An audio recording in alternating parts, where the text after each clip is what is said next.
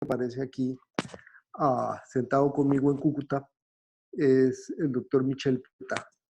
A ellos siempre les tendré mi reconocimiento, a todos mis maestros y a mis compañeros. Con todos ellos he aprendido y con todos ellos aprendí a formarme y mi consejo a todos los que se están formando en este momento, honren siempre a sus maestros. Para comenzar esta charla y para ver las dificultades que tienen los aneurismas no rotos, veamos este caso.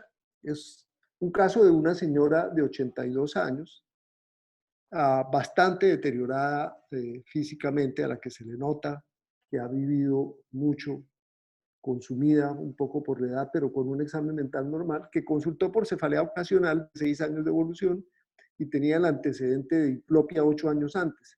Esa diplopia había mejorado espontáneamente. Lo único que le consiguieron fue una hipertensión moderada, bien controlada. El examen físico era totalmente normal y le solicitaron una resonancia, escribí TAC, pero le solicitaron una resonancia, que es la que se ve acá. Y en esa resonancia se observaba esta lesión que parecía corresponder a un aneurisma parcialmente trombosado en la región carotídea. Entonces, con esos hallazgos me la mandaron, el colega que la había visto, y le hicimos una angiografía en la que se ve esta lesión aneurismática enorme que evidentemente estaba parcialmente trombosada y que se ubicaba básicamente en la cara posterior de la carótida con relación al origen de la comunicante posterior, pero básicamente era todo, o cogía toda la parte posterior y distal de la carótida intracraneal. Entonces, ¿qué hacer con esta señora? Tiene 82 años, no es que su estado general sea muy bueno, y tiene esta lesión. Entonces, estas es algunas de las retos que se nos presentan y de las decisiones que vamos a tomar.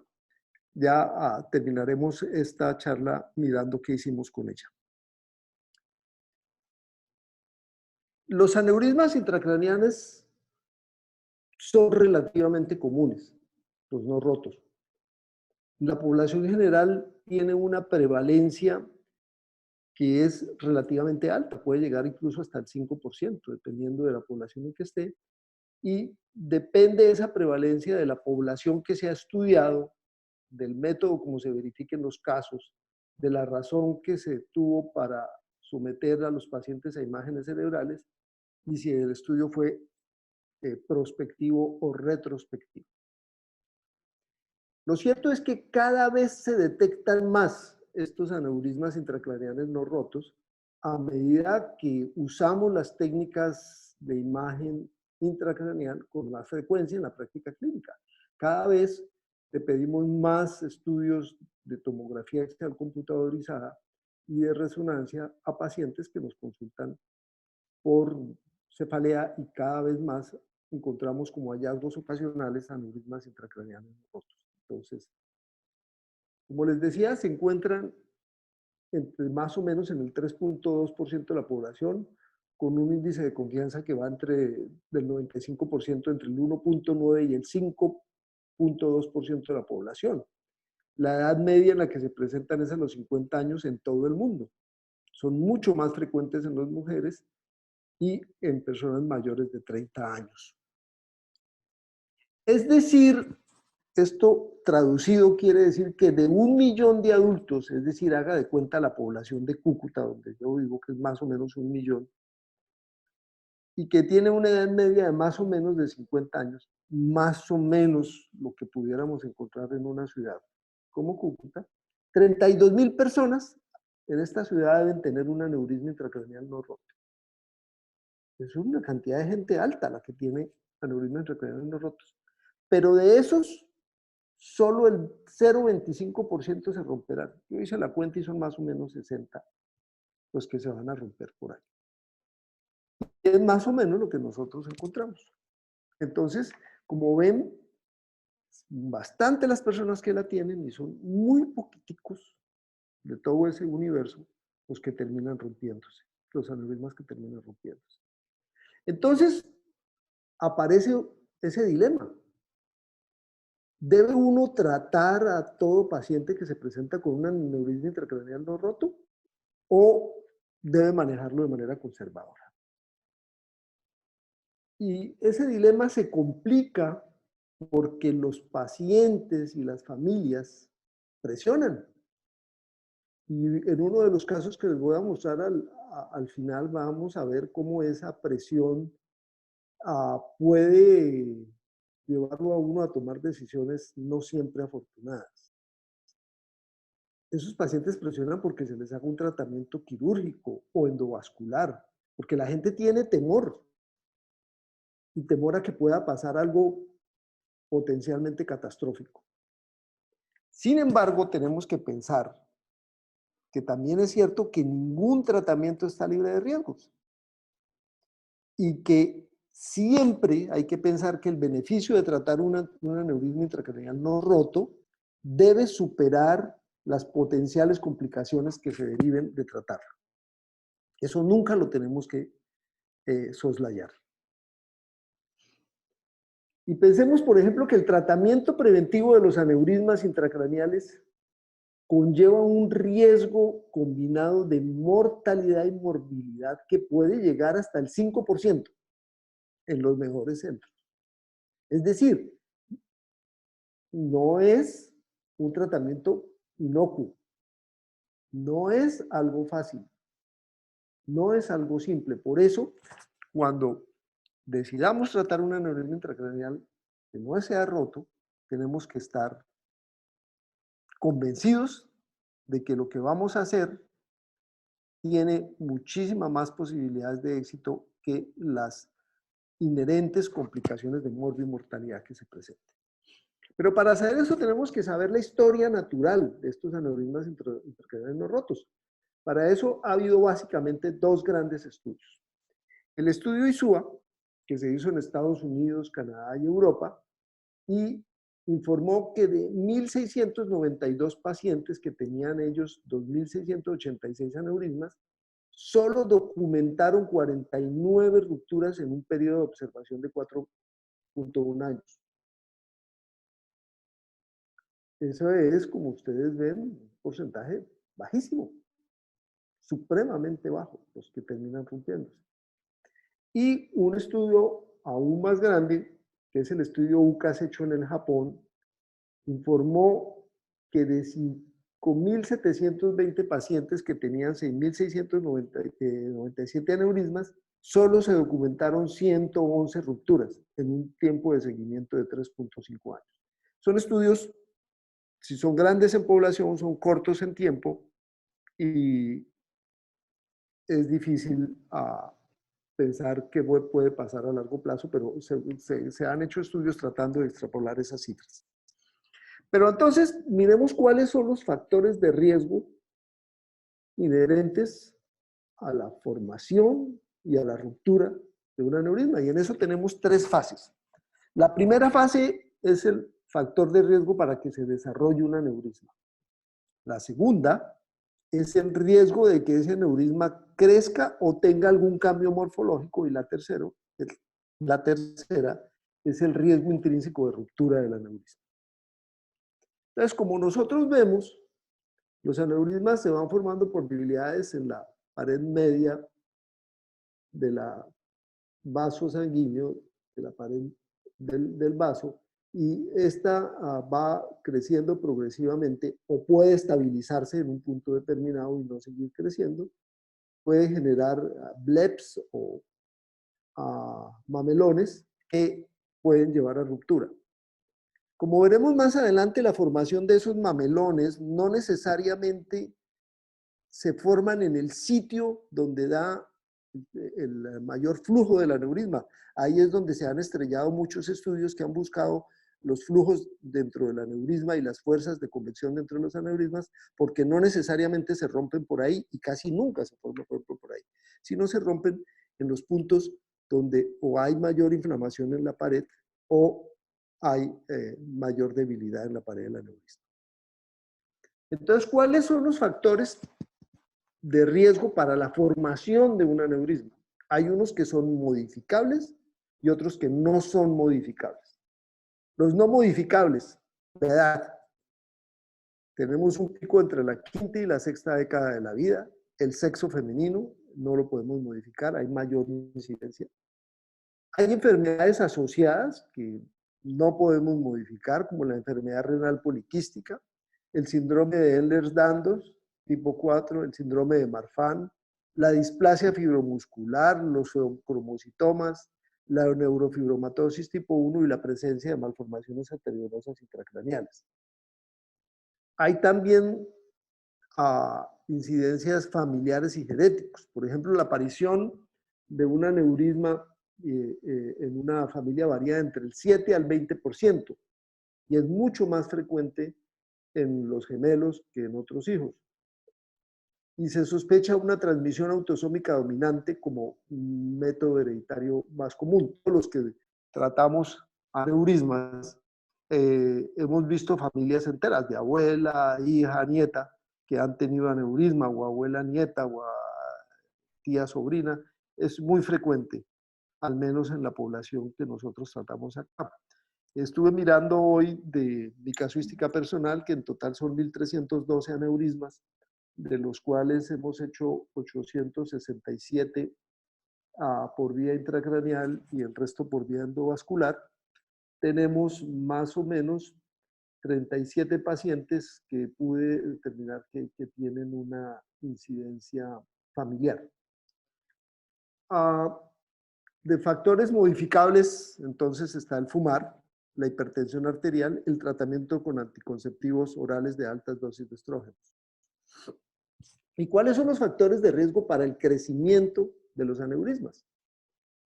El aumento de la presión arterial genera un estrés hemodinámico en el aneurisma, y ese estrés que también se agrava o puede entrar en conjunto con la ubicación donde esté el aneurisma y la forma que tenga ese aneurisma. Ya está muy bien documentada la inflamación en la pared del aneurisma, inflamación que incluso podemos ver hoy por hoy en las resonancias, en las resonancias nucleares magnéticas. El tabaquismo es un factor de riesgo para el crecimiento de los aneurismas y el propio sexo femenino.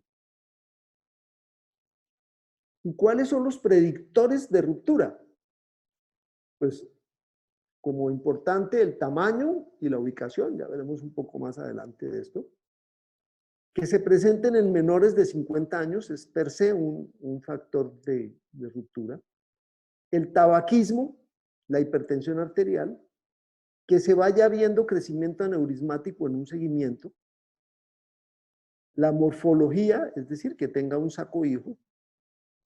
El sexo femenino, la hemorragia subaranoidea previa y antecedentes familiares de hemorragia subaranoidea son predictores de ruptura. Ha habido muchos estudios que se han hecho tratando de mirar el flujo y las fuerzas de flujo dentro del saco aneurismático, pero desafortunadamente siempre muestran la convección en un punto del aneurisma y ahí no es donde se rompe, como les decía, en el sitio donde más débil está la pared, que no siempre es donde pega el flujo máximo del aneurisma. Entonces, una vez visto lo que hemos visto, entonces, tenemos que tener que los riesgos del tratamiento que nosotros pensamos hacer deben equilibrarse muy cuidadosamente con el riesgo de ruptura de ese aneurisma. Pero ese riesgo de ruptura es muy difícil de estimar. Y uno debiera idealmente calcular ese riesgo de ruptura sobre la base de datos que sean fácilmente disponibles, como las características del paciente y las características del aneurisma. Es así como vino este estudio, que es el estudio FACES, que básicamente fue un estudio que muy bien hecho, que trataba de generar un score para la predicción del riesgo de ruptura de los aneurismas intracraneales. Hicieron un análisis de 6 cohortes prospectivas. En total, trataron de establecer los predictores de ruptura de los aneurismas con aneurismas intracraneales no rotos y tratar de proveer una cartilla que le permitiera a los médicos determinar fácilmente el riesgo de ruptura a los 5 años. sobre las bases de las características del paciente e intrínsecas del aneurisma. Un estudio fácil. Básicamente ellos, como les decía, analizaron 6 cohortes, en total 8.382 pacientes, y miraron de esos 8.382 pacientes cuáles tuvieron como desenlace hemorragia subarachnoidea. Y encontraron que hay 6 predictores de importancia para predecir el riesgo de ruptura de un aneurisma: la edad, la hipertensión arterial, antecedente de hemorragia subarachnoidea, el tamaño del aneurisma, la ubicación del aneurisma y la región geográfica de la cual procedía el paciente. Y hubo otros factores que no tuvieron un gran valor predictivo: el sexo, el tabaquismo en el momento de la detección del aneurisma y la presencia de aneurismas múltiples. Esto claro que no quiere decir que estos factores no sean importantes, solo que en este estudio no dieron un valor agregado para predecir la ruptura del aneurisma. Y ellos salieron al final con esta tabla. Espero que se vea bien ahí. Y básicamente la tabla tomó 6 factores de riesgo, los que les nombré anteriormente: el tamaño del aneurisma, la población, si era japonés o finlandés o si era de otra, todo eso. Si es finlandés le da 5 puntos, si es japonés le da 3, si no es de ninguna de esas etnias entonces le da 0 puntos. El sitio de ubicación del aneurisma, básicamente los aneurismas de comunicante anterior y carotídeos son los que más posibilidad de ruptura, y los de cerebral media. Y ahí se les va dando una posibilidad de ruptura: si es de carotídeo 0 puntos, si es de cerebral media 2 puntos, si es de comunicante anterior 4 puntos. Si hubo hemorragia subarachnoidea previa le dan 1 punto, si no 0 puntos. Y en general encontraron lo siguiente: que las personas que tenían menos de 2 puntos tenían un riesgo de ruptura a los 5 años muy bajo, del 0,4%.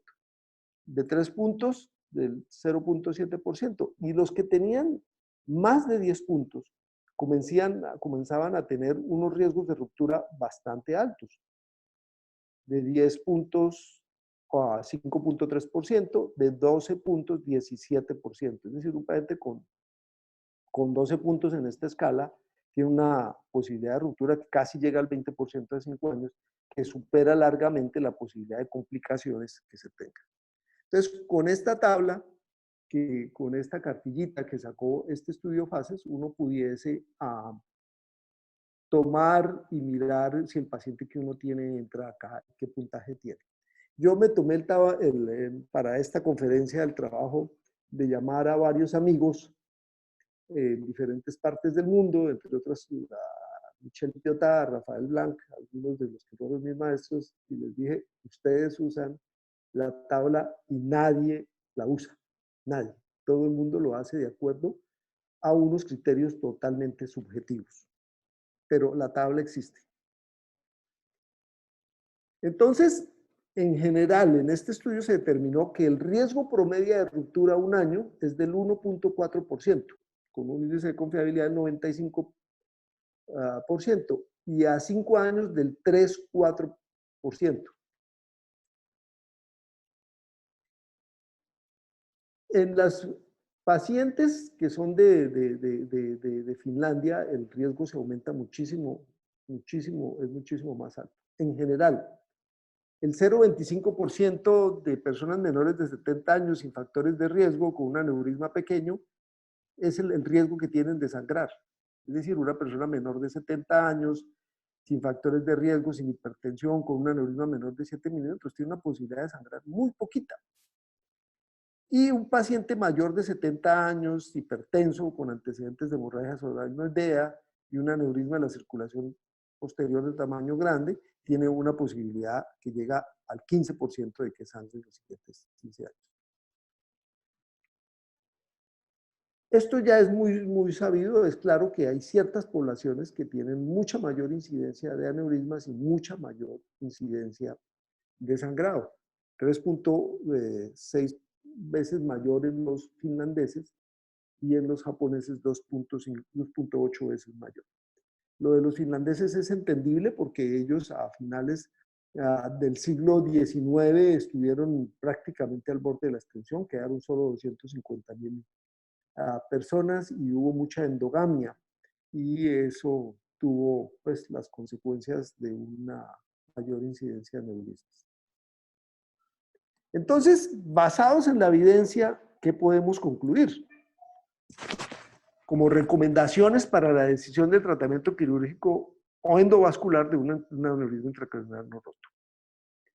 Entonces, básicamente lo que hemos dicho, que se deben considerar el tamaño, la ubicación, tamaño mayor de 7 milímetros, la ubicación y otras características morfológicas como que tenga un bleb o un mamelón, que tenga un crecimiento documentado en imágenes seguidas, que el paciente tenga una edad mayor de 60 años, que tenga una historia familiar previa, que haya antecedentes familiares de ese aneurisma, que haya aneurismas múltiples o que haya la presencia de patologías concurrentes como malformación arteriovenosa u otra patología cerebrovascular hereditaria que pueda predisponer a mayor riesgo de hemorragia. Todas estas dan una evidencia clase 1 con una evidencia clase 1 con un nivel C. Quien sea considerado para el tratamiento debe estar completamente informado sobre los riesgos y beneficios de ese tratamiento, ya sea endovascular o microquirúrgico. Y idealmente ese paciente debe ser informado por los dos terapistas, el microquirúrgico y el endovascular, o por el terapista híbrido, de las alternativas que presenta y de las complicaciones inherentes a cada uno de estos procedimientos. ¿Por qué? Porque es que los que solo operan, solo proponemos cirugía. Los que solo hacen endovascular, solo proponen la solución endovascular. Pero cuando están juntos, es probable que se obtenga lo mejor que es para el paciente, no lo mejor para el que lo está tratando. Ahora, cuando estamos los que hacemos una cosa y otra, es probable que la alternativa que se le sugiera al paciente sea la mejor en las manos de ese terapista. Lo que sí se sabe es que los resultados del tratamiento de aneurismas intracraneales no rotos y en general de los aneurismas intracerebrales son mucho menores, mucho más bajos esos resultados, muy inferiores en centros de bajo volumen. Por eso se recomienda que estos pacientes se remitan a centros donde haya mayor volumen. Se dice que no se debe intentar clipar un aneurisma por un cirujano que no haga por lo menos 50 cirugías al año de este tipo, o que no tenga una experiencia acumulada de más de 300 casos. Eso es lo que se dice. Es decir, que si yo hago 1 o 2 aneurismas al año, probablemente yo no soy la mejor persona para tratar ese aneurisma, ya sea por una vía o por la otra.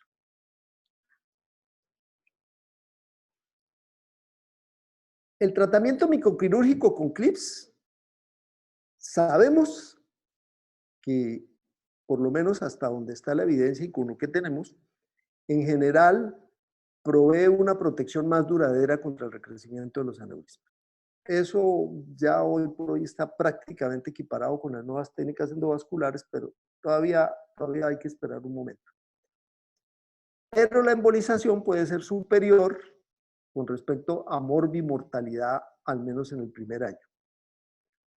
En cuanto a costos, definitivamente tiene más tiempo intrahospitalario y termina siendo más costoso en prácticamente todos los estudios, a excepción de uno hecho en el Hospital San Ignacio hace 2 años, en el que se determinó que tenía un poco más de costos el endovascular que el intracraniano, por lo menos para aneurismas intracraneales rotos.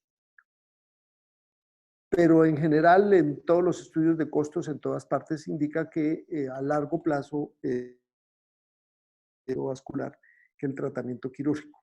Entonces, pues esto es una evidencia clase 2B con un nivel de evidencia B, en que dice que puede ser razonable elegir la terapia endovascular en vez del tratamiento quirúrgico en el tratamiento de los aneurismas intracraneales no rotos, particularmente cuando se prevea una morbilidad quirúrgica alta, como los aneurismas en personas muy ancianas o aneurismas en la punta de la basilar. Ahí no parece haber ningún tipo de controversia. El riesgo y cuando uno recomienda una terapia o recomienda la otra, como les decía, depende del equipo que esté, de la experiencia de ese equipo, de las personas que estén en ese equipo y la confianza que se tenga. Pero en general, pacientes que tengan una edad muy avanzada, con mucha comorbilidad médica, cuando la ubicación y el tamaño del aneurisma lo indican, es probable que si el aneurisma es pequeño y tiene un bajo riesgo de hemorragia por su ubicación, su tamaño, su morfología, sus antecedentes familiares y los factores relevantes, observarlos no es una mala alternativa. Observarlos es una alternativa razonable. Si nosotros tenemos un paciente que ya está muy anciano, que está muy deteriorado, con muchas comorbilidades, que tiene un aneurisma relativamente menor de 7 milímetros, no es una mala tratamiento observar al paciente. Si usted va a tomar la decisión de observar al paciente, tiene que estarlo siguiendo. Y el seguimiento debe ser idealmente hecho con angioresonancia a intervalos, probablemente el primero a 1 año y los después cada 2 años. No hay una evidencia real de cada cuánto deben hacerse estas observaciones. Lo cierto es que si hay alguna variación en el aneurisma, ese aneurisma debiera ya tratarse. Se dice que el primer estudio de control de más o menos 6 meses o al año y después cada 2 años. Si no hay contraindicación de la resonancia magnética, la angioresonancia es realmente la indicada, más incluso que la angiotomografía. Entonces, ya habiendo visto esto, ya teniendo más o menos algunos parámetros de qué aneurismas se deben tratar, viene la otra pregunta que nos hicimos al principio. ¿Cómo? Entonces aquí ya nos salimos de toda esta parte totalmente teórica y nos metemos a la parte de los casos reales. Vamos a presentar algunos casitos. Este caso para mí fue paradigmático. Este señor fue el que hizo toda la electricidad de la casa donde vivo. Y él anda en bicicleta para arriba y para abajo. Tenía 64 años cuando le pasó lo que le pasó, que lo atropelló un carro. Él iba en su bicicleta, él no tuvo pérdida de conocimiento, no tuvo déficit, pero quedó con cefalea. Entonces él por su cuenta decidió irse para Venezuela, hablando de la época en que todavía podía ir la gente a Venezuela, hace unos 5 años, y se hizo un TAC, porque ya le salía la mitad del costo que le salía acá. Y llegó con la lectura, sin imágenes, y la lectura hablaba de un sospecha de aneurisma en la cerebral media derecha. Él me llegó al consultorio y me dijo, doctor, mire, me hicieron esto y ahí dice esto. Entonces, las imágenes no abrían. Entonces decidimos hacerle una panangiografía cerebral. Y nos encontramos esto. Este aneurisma enorme de la bifurcación de la cerebral media. El gran aneurisma. Entonces, Aniano, hay que operarte. Vamos a clipar ese aneurisma. Inmediatamente, de forma automática, le propuse craneotomía, como desafortunadamente no tenemos aquí el software, pero supongo que si le pregunto a la mayoría de los que están oyendo esta charla van a decir lo mismo, operarlo. Aniano me dice, no, doctor, si me van a abrir la cabeza, yo no, yo me voy para mi casa y si me voy a morir, me muero. Y me salió con la otra, me dijeron que usted hace otra cosa, que usted lo hace por la pierna. Entonces, ¿qué hacer? Entonces, pues decidimos hacerle esto. Le pusimos a Niano un stent trenzado y le pusimos coils dentro del aneurisma y este fue el resultado final. Le hice control hace unos 4 meses, está absolutamente igual. Este fue el resultado final de Aniano, con una curación de su aneurisma y un resultado perfecto. Él sigue andando en su bicicleta para arriba y para abajo y sigue viniendo a la casa a hacernos los trabajitos eléctricos que quedan. Luego, este caso fue el primero que yo hice de embolización de un aneurisma de cerebral medio, para el cual yo estaba perfectamente persuadido que la mejor opción era el tratamiento quirúrgico de equipaje. Este es otro caso. Esta es una mujer de 64 años que debutó con una hemorragia subaracnoidea, como se ve ahí. Esta hemorragia subaracnoidea estaba en el silviana y en la cisterna silviana y cisterna carótida izquierda. Ella todo el tiempo estuvo en un Hanighes de 2, siempre estuvo consciente. A nosotros nos llegó el 5.º día después del sangrado, ella viene de un pueblo, y cuando la entramos a hacerle la panangio nos encontramos con esto, nos encontramos con 2 aneurismas y con un gran vasoespasmo de varios territorios. Teníamos este aneurisma en la parte lateral inferior de la carótida izquierda con un bleb, que fue el que pensamos que por su conformación anatómica era el que había sangrado. Y teníamos este aneurisma de la cerebral media en el cual con mucha fe veíamos una M2 en bastante espasmo y otra M2 que salía del propio aneurisma con muchísimo espasmo, pero la señora no tenía ningún déficit.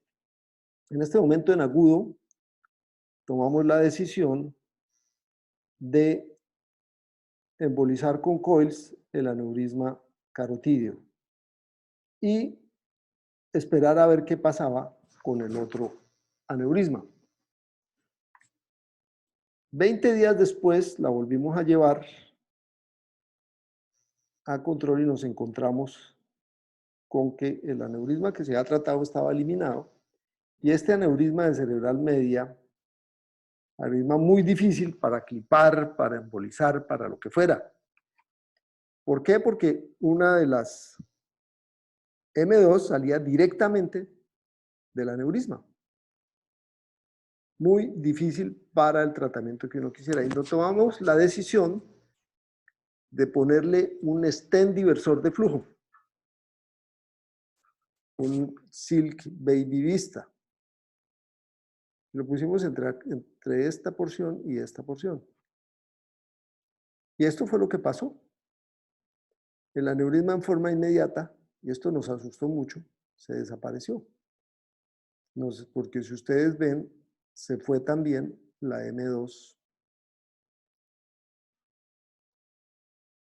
que ahí estaba esta, que salía del aneurisma. Pero como habíamos tenido que clínicamente ella había tolerado perfectamente ese vasoespasmo tan severo en ese, resolvimos esperar y jugárnosla así. La paciente salió perfectamente normal, sin ningún déficit y quedó curada de su aneurisma. Este tratamiento ya hubo una diferencia exactamente de 18 días entre uno y otro. Y esto fue hace más o menos 8 meses y ya le hicimos control hace un mes. Y están ambos aneurismas eliminados. Esa misma paciente tiene este aneurisma contralateral. de la cerebral media derecha. Yo, la verdad, lo siento para clipaje y le propuse hacerle un clipaje que le vamos a hacer cuando cumpla un año de la doble antiagregación plaquetaria y cuando pase toda esta tormenta del COVID. Entonces la tenemos preparada para hacerle una craneotomía por clipaje. ¿Por qué no endovascular? Porque, pues, como ustedes ven, aquí no hay un cuello claro. Veo una salida de la M2 en ángulo completamente recto y esto me obligaría a poner un doble stent y hacer mucha manipulación endovascular que pues es que yo en mis manos simplemente y mucho más simple poner un clip. El caso 3, una mujer aquí importante, eso todo en la provincia, los que trabajan o van a trabajar en la provincia van a ver el problema de la importancia relativa que se dan algunas personas. Es una mujer de 56 años, vicerrectora de una universidad, en la cual yo trabajo, hemorragia subarachnoidea, Fischer 3, con una hemorragia silviana en la cisterna carótida derecha. Tenía esta aneurisma y en forma aguda se lo tratamos, hicimos una embolización, no tenía cuello, le pusimos un balón y eliminamos ese aneurisma, ningún problema. Pero el problema es que del lado contralateral tenía este pequeño aneurisma en espejo. Un aneurisma realmente de 3 milímetros. Si nosotros miramos por tamaño, tenía un punto de 0 puntos. Por edad, tenía 2 puntos.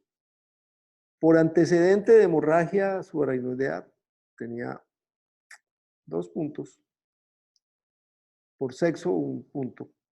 Entonces, esta señora siempre acumulaba 5 puntos, un riesgo de sangrado para los siguientes 5 años, más o menos del 5%. Yo le propuse observarla, pero ella no era para ella una opción observarle eso, ni para ella ni para la familia. Entonces dije, bueno, entonces si no lo observamos, usted es una buena candidata para ponerle un gancho, para hacerle un clipaje, porque es un aneurisma muy pequeño para tratamiento endovascular y pues yo no me sentiría muy cómodo poniendo un stent diversor de flujo, teniendo un segmento distal al aneurisma tan corto de carótida y no me sentiría muy cómoda, a pesar de que tiene una buena comunicante anterior. Entonces la señora empieza a insistir, y bueno, decidimos embolizarlo y realmente fue una embolización relativamente simple, sin ningún problema. El aneurisma quedó eliminado de la circulación. Perfecto. Pero no todo es así de perfecto y no todo es así de fácil. Miren, por ejemplo, este caso. Es una mujer de 38 años que se presenta a urgencias de la clínica por cefalea, llega a una crisis migrañosa. El examen físico fue normal, no tenía signos meningios, le hicieron un TAC de cráneo que era normal y le hicieron un angiotac que fue dudoso. Entonces decidieron solicitarle una panangiografía. Y en la panangiografía nos encontramos con esto, ese pequeño aneurisma en la bifurcación de la cerebral media. Realmente muy pequeño, 2.5 milímetros. La señora desafortunadamente tenía el antecedente de que el hermano había muerto de un aneurisma.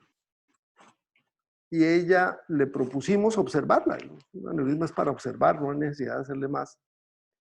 Entonces, que no, que por favor, que esa no es opción para mí. Entonces lo clipamos, que la verdad, le ponemos, lo clipamos.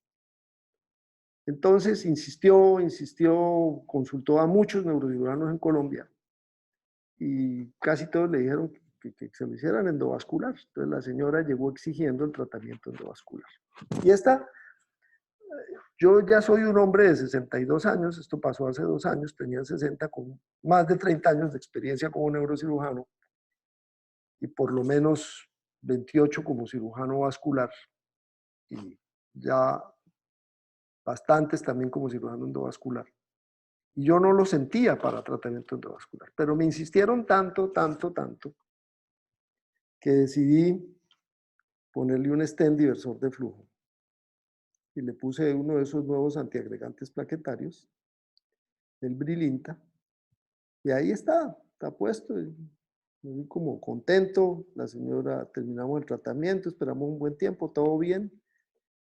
20 minutos después de haberla despertado la anestesia, empezó a decir que no sentía la mano derecha, y empecé a verla que empezó a ponerse parética del brazo derecho. Inmediatamente la volví a entrar en la sala y me encontré con esto. Totalmente tapado ese stent. Totalmente. Pasé más o menos 6 horas luchando, tratando de destapar ese stent. Incluso en un acto de desespero intenté retirar ese stent y no pude. Este fue el resultado final. Mujer de 38 años, madre de 2 hijos. Un infarto masivo de la cerebral media. Un desastre. En una mujer que estaba perfecta. Ha sido mi único caso de morbimortalidad del que la señora terminó falleciendo. Hicimos craniotomía descompresiva, le hicimos de todo. Eso fue un desastre.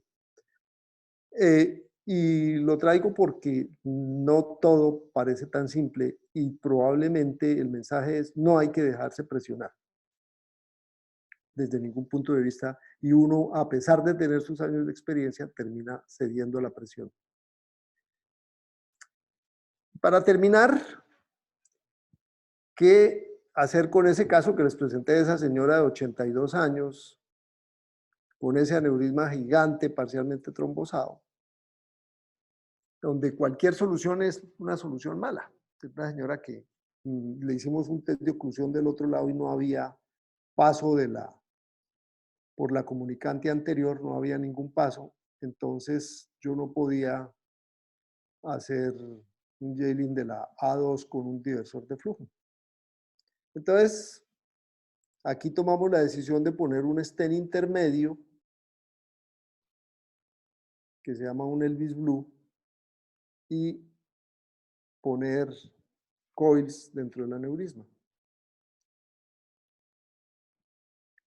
El aneurisma quedó totalmente eliminado de la circulación. Esto fue hace más o menos un mes y medio. La señora le fue muy bien, pero no sé si esto vaya a servir o no vaya a servir a largo plazo. La experiencia y la indicación dice que probablemente este aneurisma pueda volver a recidivar. Tiene por lo menos un 20% de probabilidades de volver a recidivar. Entonces me dicen, ¿por qué no lo operó? La señora realmente estaba en unas condiciones muy frágiles para poder ser llevada a cirugía. Pero pues hubo una preservación buena de toda la anatomía y por ahora el resultado en una señora que probablemente lo que le queda de vida no son más de 10 años, aparentemente una buena solución para ella. El mensaje final: muchas gracias a ustedes por haber tenido la paciencia de oírme, por haberme invitado. Esto requiere muchísimos años de entrenamiento que debe comenzarse desde muy temprano en la vida de uno como neurocirujano, y una dedicación casi exclusiva. Ahí en la foto superior estoy reunido, no sé, con,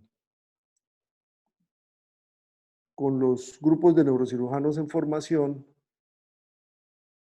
en una ciudad, en un pueblo supremamente hermoso como es Barichara. Ahí yo no sé si se alcanza a ver. Está el doctor Hakim, está el doctor Juan Fernando, el doctor Diego, y está todo el grupo de residentes mayores de la Universidad del Bosque y los residentes mayores de otros programas del país. No sé si hay preguntas.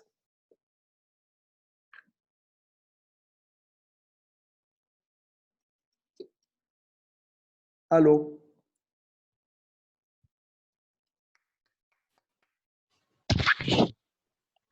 Marco, ¿me oye? Sí, sí, te escucho, Fernando.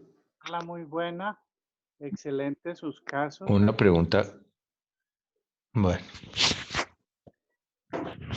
Sí, doctor, Marco, dime, Fernando. una pregunta, voy a hacer una sola pregunta y ya no hago más preguntas. Siempre se habla, Marco, de que el aneurisma, ahí en las gráficas que usted mostró, 7 milímetros.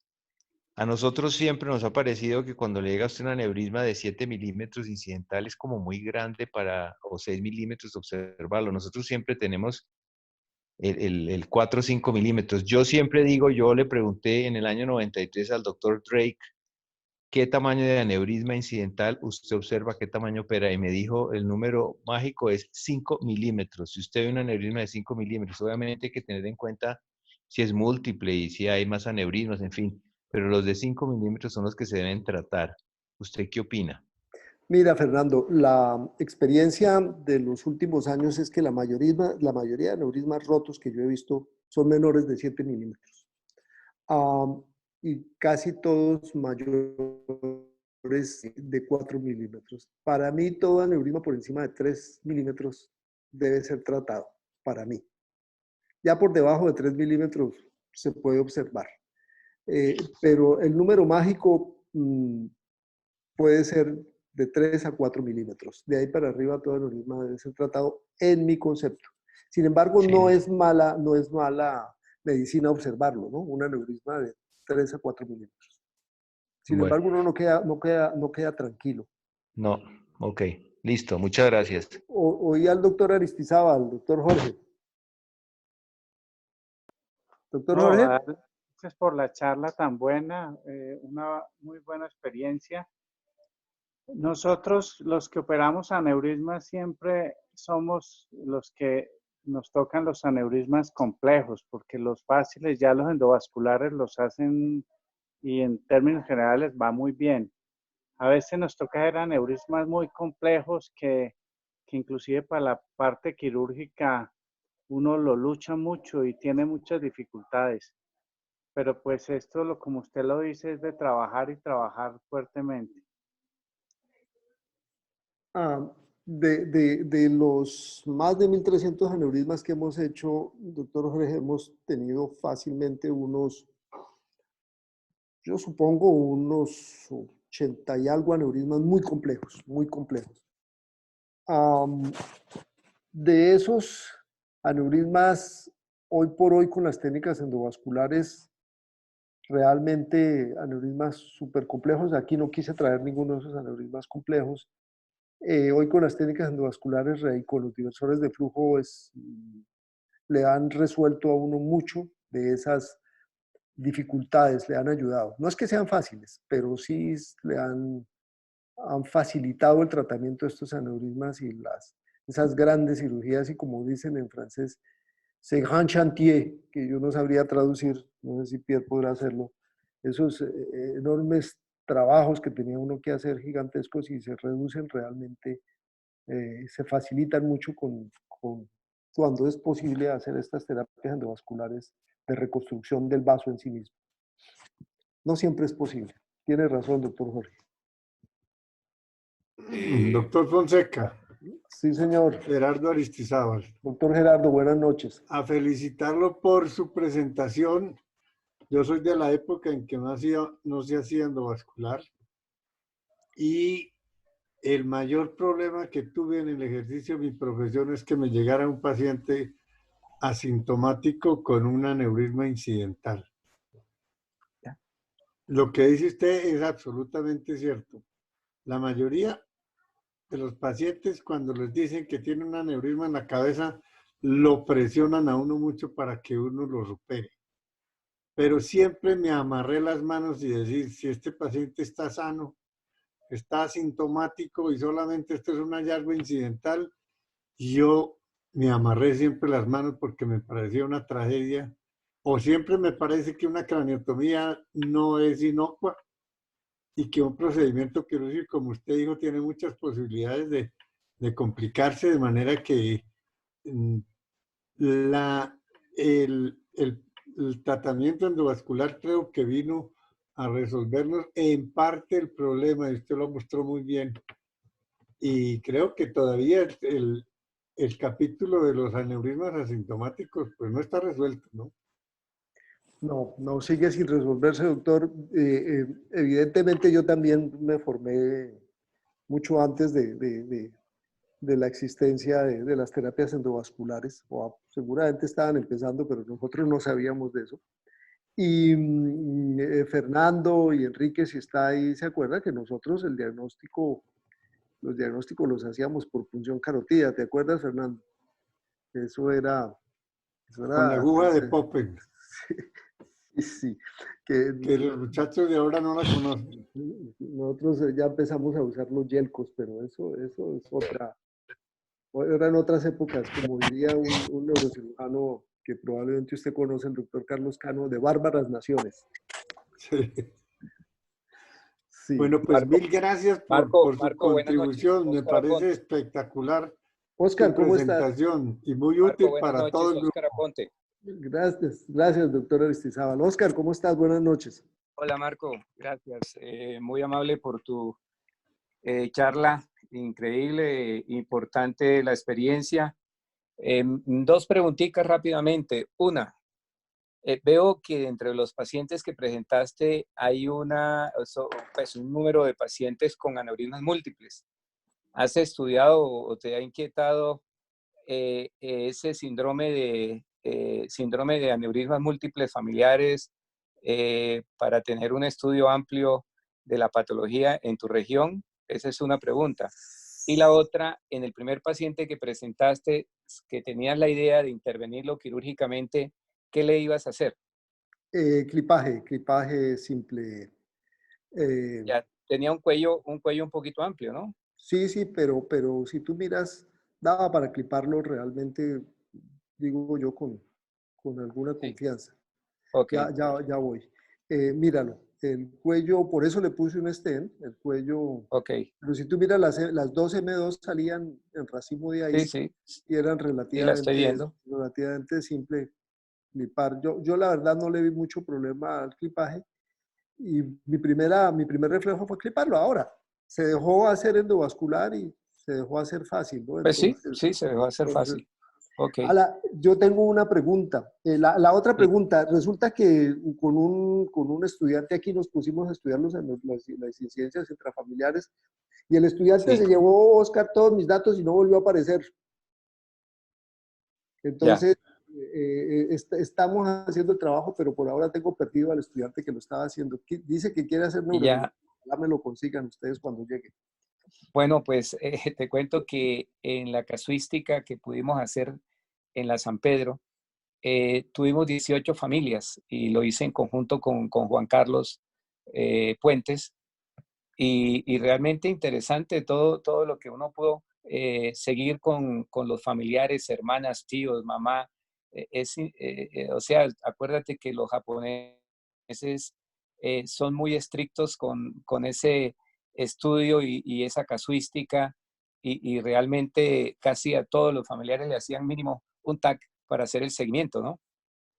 Cuando se trata de mujeres, Oscar, estoy aquí en nuestro medio, le estoy ordenando a todas las mujeres de la familia que se hagan estudios de angiotac o angioresonancia para tratar de hacer, pero la verdad yo creo que te dije, son 36 familias que tenemos. 36. Sí. Hay artículos donde habla hasta del 39% de incidencia, ¿no? De todos modos, Ok. nosotros compartimos con los japoneses muchos genes, ¿no? De nuestros genes indígenas. Entonces, probablemente tenemos mucha cosa. Ok. Tenemos unas preguntas aquí en el chat. Marco, muchas gracias. Juan Armando Mejía, eres ¿Qué hay, muy Juan Armando? amable. ¿Cómo estás? Bien, gracias por la presentación. Genial que tú seas un cirujano vascular híbrido. Eso es extraordinario. Nosotros tenemos un comentario y un estudio que hicimos ahí en la fundación.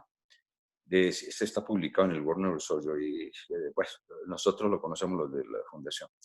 Y vimos que los fumadores, y está publicado en World Neurosurgery, salió en septiembre del año pasado, De 185 pacientes, los fumadores, que eran 40 y pico de pacientes, 40 y pico de por ciento, se habían roto, los aneurismas rotos. En esos fumadores eran más pequeños, mira, que los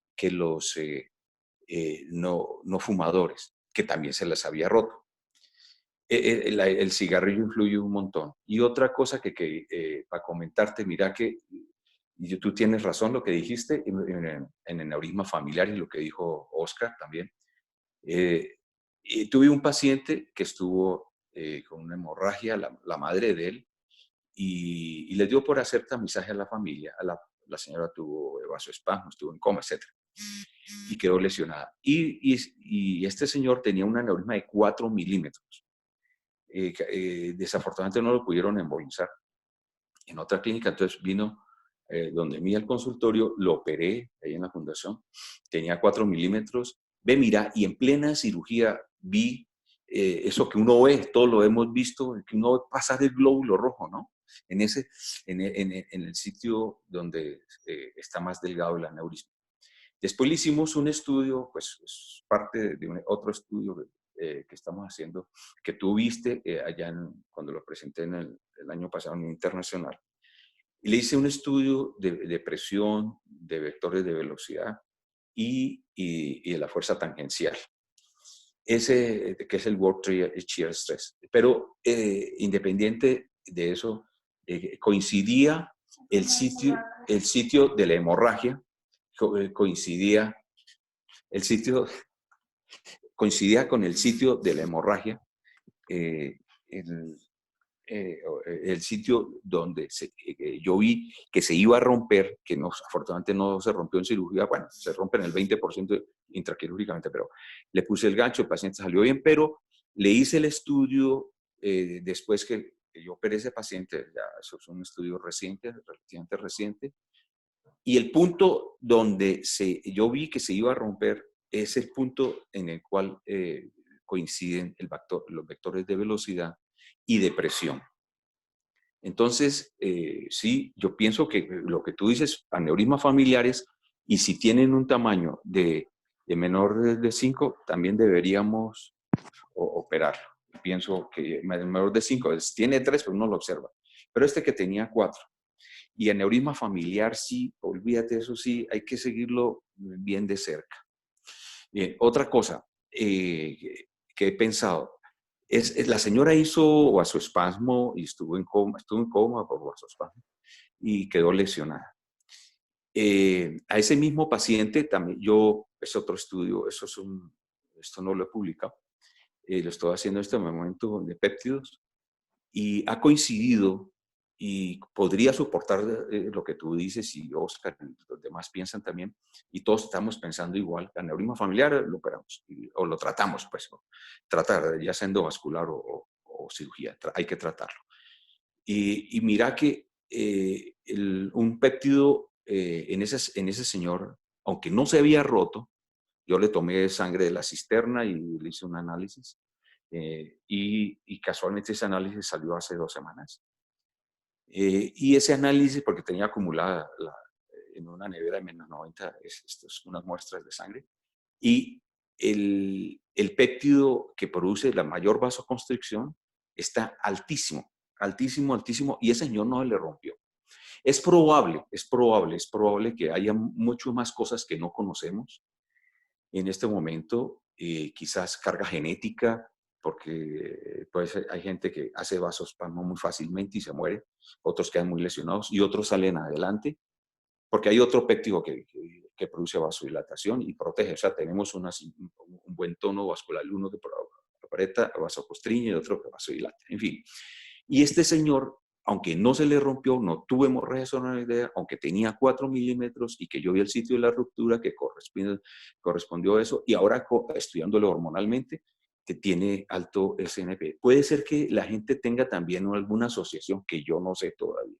Eso no sé, es una cosa que se me ocurrió hace 2 semanas que tuve el resultado de ahí el laboratorio de la Fundación, de un estudio especial, y dio altísimo, altísimo, altísimo, altísimo. Y ese señor no se le rompió. Y la gente que se le ha roto los aneurismas tienen desafortunadamente alto un péptido. Sea como sea, es muy interesante lo de los aneurismas. No siempre vamos a tener y cómo saber afrontarlos en muchos casos complejos, como es el más complejo es el blister, o aneurismas gigantes de fosa posterior, complejos saliendo de la pica, etcétera, como el que mostraste de la cerebral media, etcétera, etcétera. Te agradezco mucho tu presentación y te felicito por ser un cirujano vascular híbrido. Un abrazo, Marco. Gracias. Gracias, don Armando. Muchas gracias. Finalizamos Decía, con una pregunta del chat, aquí del doctor Edgar Ordóñez, neurocirujano del Hospital San José, de la Fundación Universitaria de Ciencias de la Salud.